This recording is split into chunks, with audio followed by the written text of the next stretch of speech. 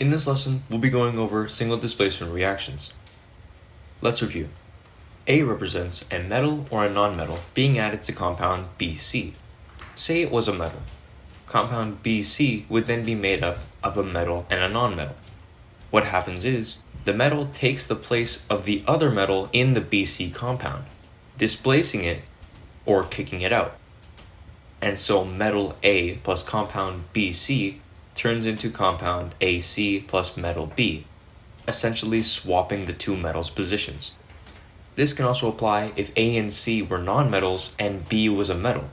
So the nonmetal A would replace the nonmetal C, and A plus BC would equal BA plus C. Now, also for single displacement reactions, we must look at the activity series, which is a series that ranks all of the metals from least to most reactive. How this works is, if we have a single displacement reaction, before swapping the metals, we need to check if the one doing the replacing and kicking out the other metal is more reactive. So say we had lithium plus calcium phosphate. As we know from before, the metal should kick out the metal that is in the compound and take its place. But before we do that, we of course need to look if lithium is more reactive than calcium on the activity series. Lithium is at the very top, calcium is a few below it. Lithium is more reactive than calcium, meaning we can indeed do the single displacement. So the lithium would kick out the calcium, making lithium phosphate, Li3PO4 solid, plus the calcium that was kicked out, which is also solid. Finally, we just have to balance this equation. There's 2 phosphates on the left, so we can multiply lithium phosphate by 2 on the right. This makes it so that there's 6 lithiums on the right, so we just put a 6 in front of the lithium on the left.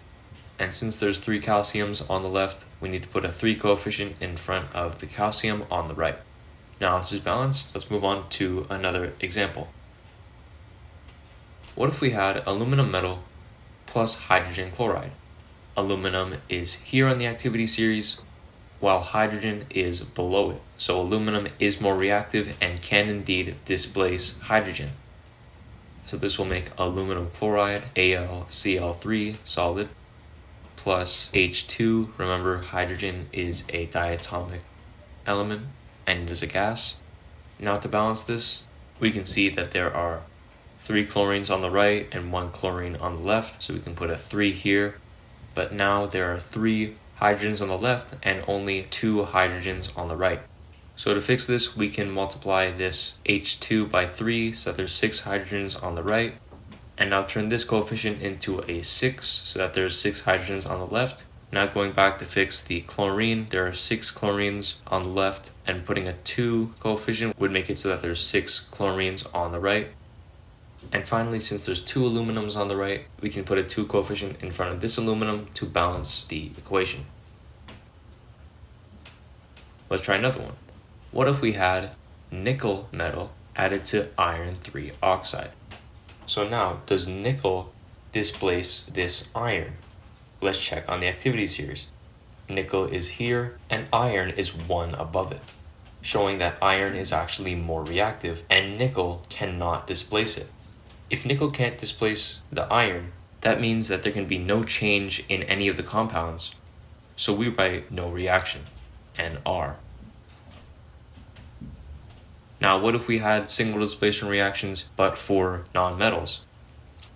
Well, taking a look, we have the halogen activity series, which you can find on the halogen group column on your periodic table, just going from fluorine down to iodine.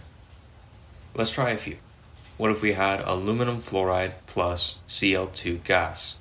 Fluorine is higher on the activity series than chlorine, so chlorine cannot displace the fluorine, and once again we would write no reaction. What if we had potassium iodide plus Br2 liquid? Bromine is higher than iodine on the activity series, so it can indeed displace iodine, and so this makes potassium bromide plus I2 solid. Balancing this equation, looks like we just need to put a 2 in front of this potassium bromine so that there can be 2 bromines on the left and right, and put a 2 in front of this potassium iodide so that there's 2 potassiums on the left and right, as well as 2 iodines on the left and right, making this equation balanced. Here are some practice problems that you can try out yourselves. If you can get these, I would say you're good with the lesson. The answers will be posted at the end of the video.